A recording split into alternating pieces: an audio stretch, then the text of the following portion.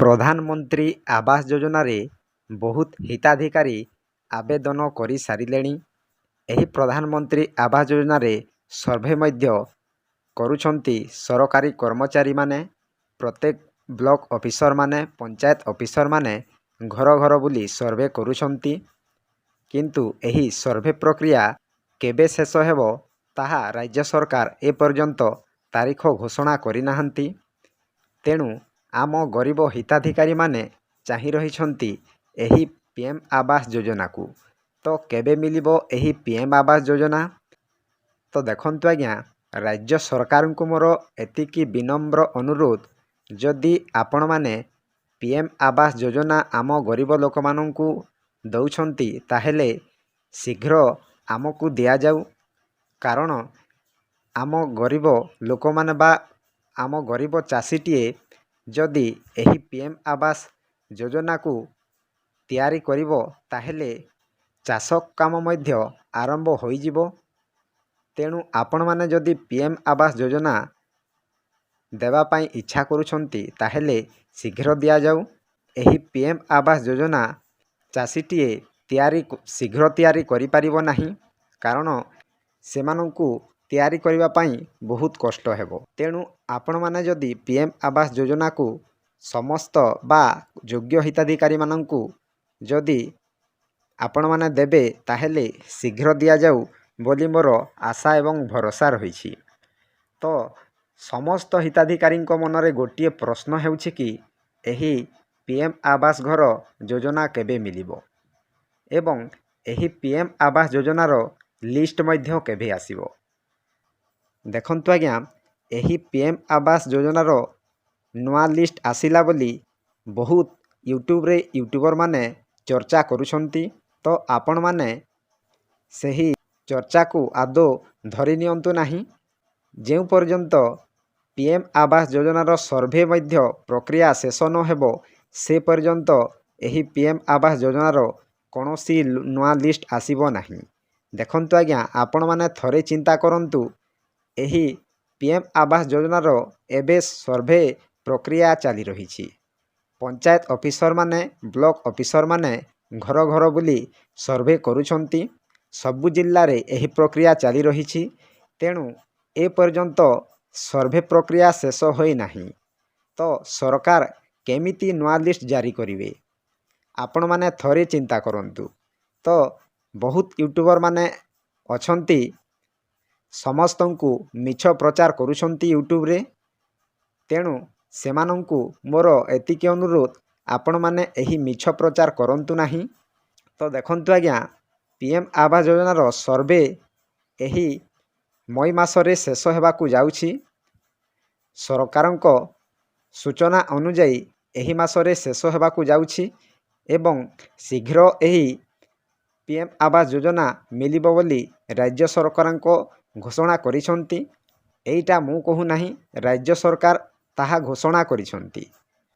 ତ ଆସନ୍ତୁ ଜାଣିବା ଏହି ୟୁଟ୍ୟୁବରମାନେ କ'ଣ ମିଛ କହି ଆପଣମାନଙ୍କୁ ପ୍ରଚାର କରୁଛନ୍ତି। ତା ପୂର୍ବରୁ ଆପଣମାନଙ୍କୁ ଗୋଟିଏ ଅନୁରୋଧ, ଭିଡ଼ିଓକୁ ଗୋଟିଏ ଆଜ୍ଞା ମାନେ ଲାଇକ୍ କରନ୍ତୁ। ମୋ ଚ୍ୟାନେଲକୁ ପ୍ରଥମେ ଆସିଥିଲେ ଗୋଟିଏ ସବସ୍କ୍ରାଇବ୍ କରି ଅଲ୍ ନୋଟିଫିକେସନ୍ ଉପରେ କ୍ଲିକ୍ କରନ୍ତୁ, ଫଳରେ ଏହିପରି ହେଲ୍ପଫୁଲ୍ ନୂଆ ନୂଆ ଭିଡ଼ିଓ ଆପଣମାନଙ୍କ ଠାରେ ପ୍ରଥମେ ପହଞ୍ଚିବ। ତ ଆସନ୍ତୁ ଜାଣିବା ସେମାନେ କ'ଣ ମିଛ ପ୍ରଚାର କରୁଛନ୍ତି।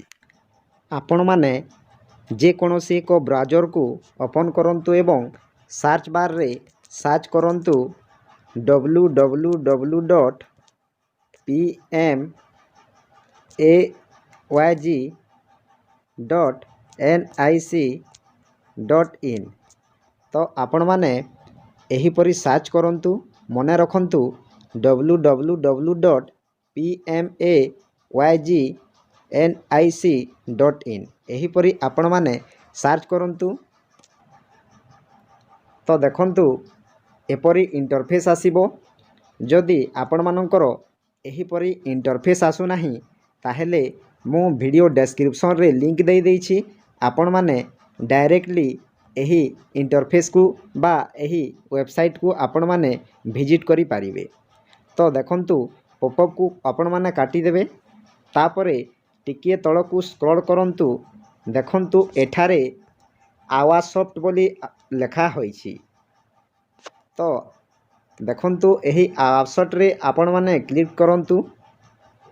ଦେଖନ୍ତୁ ଏଠାରେ data entry report FTO tracking e payment performance index ଲେଖା ହୋଇଛି।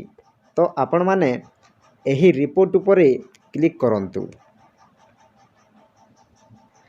ତ ଦେଖନ୍ତୁ ଏହିପରି ଇଣ୍ଟରଫେସ୍ ଆସିବ।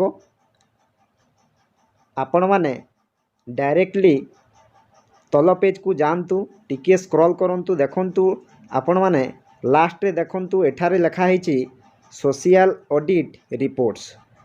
ତ ଏଠାରେ ଦେଖନ୍ତୁ ବେନିଫିସିଆରୀ ଡିଟେଲ୍ସ ଫର୍ ଭେରିଫିକେସନ୍ ଅଛି। ତ ଦେଖନ୍ତୁ ଯଦି ସର୍ଭେ ସରିଲେ ଆପଣମାନେ ଏଠାରେ ଦେଖିପାରିବେ ବେନିଫିସିଆରୀ ଲିଷ୍ଟ। ତ ଏବେ ସର୍ଭେ ସରିନାହିଁ, ତ ବେନିଫିସିଆରୀ ଡିଟେଲ୍ସ ଫର୍ ଭେରିଫିକେସନ୍ ଲେଖା ହେଇଛି, ତାରି ଉପରେ ଆପଣମାନେ କ୍ଲିକ୍ କରନ୍ତୁ। ତ ଦେଖନ୍ତୁ ଆଜ୍ଞା, ଆପଣମାନେ ଧ୍ୟାନ ଦେଇକି ଦେଖନ୍ତୁ, ନହେଲେ ଆପଣମାନେ କିଛି ବୁଝିପାରିବେ ନାହିଁ। ତ ଆପଣମାନଙ୍କୁ କେମିତି ମିଛ କହି ଆପଣମାନଙ୍କୁ ପ୍ରଚାର କରୁଛନ୍ତି ଆସନ୍ତୁ ଜାଣିବା। ଦେଖନ୍ତୁ MIS ରିପୋର୍ଟ ଲେଖା ହେଇଛି, ତାପରେ ଅଲ୍ ଷ୍ଟେଟ୍ ଲେଖା ହେଇଛି। ଆପଣମାନେ ଷ୍ଟେଟ୍ରେ ସିଲେକ୍ଟ କରନ୍ତୁ। ତ ଓଡ଼ିଶା ମୁଁ ମୋର ଷ୍ଟେଟ୍କୁ ସିଲେକ୍ଟ କରୁଛି। ତାପରେ ଅଛି ଡିଷ୍ଟ୍ରିକ୍ଟ, ଆପଣମାନଙ୍କର ଡିଷ୍ଟ୍ରିକ୍ଟକୁ ସିଲେକ୍ଟ କରନ୍ତୁ। ମୁଁ ଏକ ଯେକୌଣସି ଡିଷ୍ଟ୍ରିକ୍ଟକୁ ସିଲେକ୍ଟ କରୁଛି। ତାପରେ ଆସିଲା ଆପଣମାନଙ୍କର ବ୍ଲକ। ତ ଆପଣମାନଙ୍କର ବ୍ଲକକୁ ଆପଣମାନେ ସିଲେକ୍ଟ କରନ୍ତୁ। ତାପରେ ଆସିଲା ଆପଣମାନଙ୍କର ପଞ୍ଚାୟତ, ପଞ୍ଚାୟତକୁ ଆପଣମାନଙ୍କର ସିଲେକ୍ଟ କରନ୍ତୁ। ତାପରେ ଆସିଲା ଆଜ୍ଞା ଇୟର୍ ବା କେଉଁ ବର୍ଷର ନୂଆ ଲିଷ୍ଟ ଆପଣମାନେ ଦେଖିବାକୁ ଚାହାନ୍ତି। ତ ଦେଖନ୍ତୁ ଏଠାରେ ଆପଣମାନଙ୍କୁ ଲେଖା ହେଇଛି 2024 ଏବଂ 2025, ତାପରେ 2025ରୁ 2026। ତ ଆପଣମାନଙ୍କୁ କେମିତି ମିଛ ପ୍ରଚାର କରୁଛନ୍ତି ଦେଖନ୍ତୁ ଆଜ୍ଞା। ତ ଆପଣମାନଙ୍କୁ ଏହି 2024ରୁ 25 ମସିହାର ଆପଣମାନଙ୍କୁ ଲିଷ୍ଟ ଦେଖାଉଛନ୍ତି। ଏବଂ ତାପରେ ଦେଖନ୍ତୁ ଆଜ୍ଞା ଆପଣମାନଙ୍କର ଯୋଜନା, କେଉଁ ଯୋଜନାରେ ଆପଣମାନେ ଦେଖିବାକୁ ଚାହାନ୍ତି। ଆପଣମାନେ ଦେଖନ୍ତୁ ପ୍ରଧାନମନ୍ତ୍ରୀ ଯୋଜନା ଦେଖିବାକୁ ଚାହାନ୍ତି। ତାପରେ ଆପଣମାନଙ୍କୁ ଏଠାରେ ଏକ କ୍ୟାପ୍ଚା ଦେବ, ସେହି କ୍ୟାପ୍ଚାକୁ ଆପଣମାନେ ଫିଲ୍ଅପ୍ କରିବେ। ତ ମୁଁ ମୋର କ୍ୟାପ୍ଚାକୁ ଫିଲ୍ଅପ୍ କରୁଛି। ତାପରେ ସବମିଟ୍ ଉପରେ ଆପଣମାନେ କ୍ଲିକ୍ କରିବେ। ତ ଦେଖନ୍ତୁ ଏଠାରେ ଡାଟା ନଟ୍ ଫାଉଣ୍ଡ ଲେଖା ହେଉଛି। ତ ଆପଣମାନଙ୍କର ଦେଖନ୍ତୁ ତ ଏହି ପଞ୍ଚାୟତରେ କୌଣସି ଘର ଆସିନାହିଁ, ତେଣୁ ଡାଟା ନଟ୍ ଫାଉଣ୍ଡ ଲେଖୁଛି। ତ ଆପଣମାନଙ୍କର ଅଲଗା ଅଲଗା ଡିଷ୍ଟ୍ରିକ୍ଟ, ତେଣୁ ଏହି 2025ରୁ 2026ରେ ଯେଉଁ ଘର କାମ ହୋଇଛି ବା ଯେଉଁ ଘର ଆସିଛି ଲିଷ୍ଟ, ସେହି ଲିଷ୍ଟକୁ ଆପଣମାନଙ୍କୁ ଦେଖାଉଛନ୍ତି। ତ ଆପଣମାନେ ସେହି କଥାରେ ପଡ଼ନ୍ତୁ ନାହିଁ। ଆପଣମାନଙ୍କୁ ଆମେ ଜାଣିବା ଯେ ଏହି 2025ରୁ 2026 ବର୍ଷରେ କେଉଁ ନୂଆ ଘର ଆସିବ। ତ ଆପଣମାନେ ସିଲେକ୍ଟ କରନ୍ତୁ। କୌଣସି ବି ଲିଷ୍ଟ ଏପର୍ଯ୍ୟନ୍ତ ଆସିନାହିଁ, ନୂଆ ଲିଷ୍ଟ ଆସିନାହିଁ। ତ ଦେଖନ୍ତୁ ଆଜ୍ଞା କୌଣସି ଲିଷ୍ଟ ମଧ୍ୟ ଏପର୍ଯ୍ୟନ୍ତ ଆସିନାହିଁ। ତ ଆପଣମାନେ ମଧ୍ୟ ଚେକ୍ କରନ୍ତୁ, କୌଣସି ଲିଷ୍ଟ ମଧ୍ୟ ଆସିନାହିଁ, କାରଣ ଏପର୍ଯ୍ୟନ୍ତ ସର୍ଭେ ସରିନାହିଁ। ତ କୌଣସି ନୂଆ ଲିଷ୍ଟ ଆସିବ କି ନା, ଏପର୍ଯ୍ୟନ୍ତ ସରକାର କୌଣସି ନୂଆ ଲିଷ୍ଟ ଜାରି କରିନାହାନ୍ତି, ଆପଣମାନଙ୍କୁ ମିଛ ପ୍ରଚାର କହୁଛନ୍ତି। ତ ଦେଖନ୍ତୁ ଆଜ୍ଞା ଏହି ମାସରେ ସର୍ଭେ ପ୍ରକ୍ରିୟା ଶେଷ ହେବାକୁ ଯାଉଛି, ଯେଉଁଟାକି ରାଜ୍ୟ ସରକାରଙ୍କ ସୂଚନା ଅନୁଯାୟୀ ମୁଁ ଆପଣମାନଙ୍କୁ କହୁଛି। ସର୍ଭେ ସରିଲେ ଲିଷ୍ଟ ମଧ୍ୟ ଜାରି କରିବେ। ଯଦି ନୂଆ ଲିଷ୍ଟ ଆସିଲେ ମୁଁ ଆପଣମାନଙ୍କୁ ଭିଡ଼ିଓ ମାଧ୍ୟମରେ ପ୍ରଚାର କରିବି। ତ ଭିଡ଼ିଓକୁ ଗୋଟିଏ ଲାଇକ୍ କରନ୍ତୁ। ମୋ ଚ୍ୟାନେଲକୁ ପ୍ରଥମେ ଆସିଥିଲେ ଗୋଟିଏ ସବସ୍କ୍ରାଇବ୍ କରି ଅଲ୍ ନୋଟିଫିକେସନ୍କୁ ଅନ୍ କରନ୍ତୁ, ଫଳରେ ଏହିପରି ହେଲ୍ପଫୁଲ୍ ନୂଆ ନୂଆ ଭିଡ଼ିଓ ଆପଣମାନଙ୍କ ଠାରେ ପ୍ରଥମେ ପହଞ୍ଚିବ। ତ ଭିଡ଼ିଓକୁ ଏଇଠି ଏଣ୍ଡ କରୁଛି। ଜୟ ଜଗନ୍ନାଥ।